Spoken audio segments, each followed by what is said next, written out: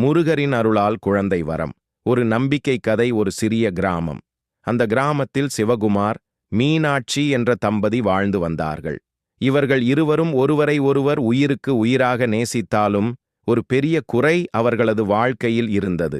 பல வருடங்களாக குழந்தை இல்லாத துக்கம். நாள்தோறும் கோயிலுக்குச் செல்வார்கள், பல தெய்வங்களை வேண்டுவார்கள், மருத்துவ சிகிச்சைகளும் எடுத்தார்கள். ஆனால் பலனில்லை. மனம் உடைந்த அந்த தம்பதி ஒரு நாள் மீனாட்சி கண்களில் கண்ணீர் வழிய, எல்லாருக்கும் குழந்தை இருக்கே, நமக்குத்தான் இல்லையே என்று மனம் உடைந்தாள். அப்போது சிவகுமார் சொன்னார், நம்பிக்கையை விடாதே மீனாட்சி, முருகன் இருக்கிறார், அவர் கைவிட மாட்டார். முருகரை நினைத்து விரதம். அடுத்த நாளே அவர்கள் அருகிலிருந்த முருகன் கோயிலுக்கு சென்றார்கள்.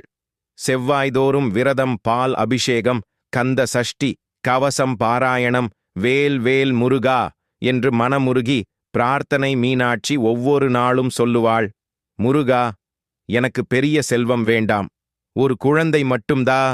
கனவில் தோன்றிய முருகன். ஒரு இரவு மீனாட்சிக்கு ஒரு அற்புதமான கனவு. அழகிய வடிவில் வேல் ஏந்திய முருகன் தோன்றினார். அவர் மென்மையாகச் சொன்னார், அம்மா, உன் கண்ணீர் நான் பார்த்தேன், உன் பக்தி எனக்கு பிடித்தது, கவலைப்படாதே, உனக்கு வரம் கிடைக்கும். கனவில் முருகன் கை வைத்து ஆசீர்வதித்தார். குழந்தை வரம். அடுத்த சில மாதங்களில் மீனாட்சி கர்ப்பமானாள். மருத்துவர் சொன்ன வார்த்தை கேட்டதும் அவர்கள் இருவரும் கண்களில் கண்ணீருடன் முருகனுக்கு நன்றி சொன்னார்கள். காலம் வந்தது. ஒரு அழகான ஆண் குழந்தை பிறந்தது. முருகனுக்கு நன்றி செலுத்துதல். குழந்தையை முதலில் முருகன் கோயிலுக்கு அழைத்துச் சென்றார்கள்.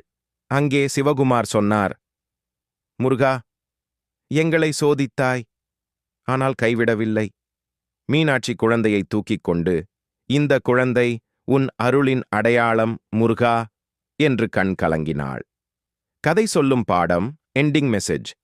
முருகனை முழு நம்பிக்கையுடன் வேண்டினால் அவர் நிச்சயம் அருள் புரிவார். தாமதம் இருந்தாலும் மறுப்பு இல்லை. வேல் வேல் முருகா.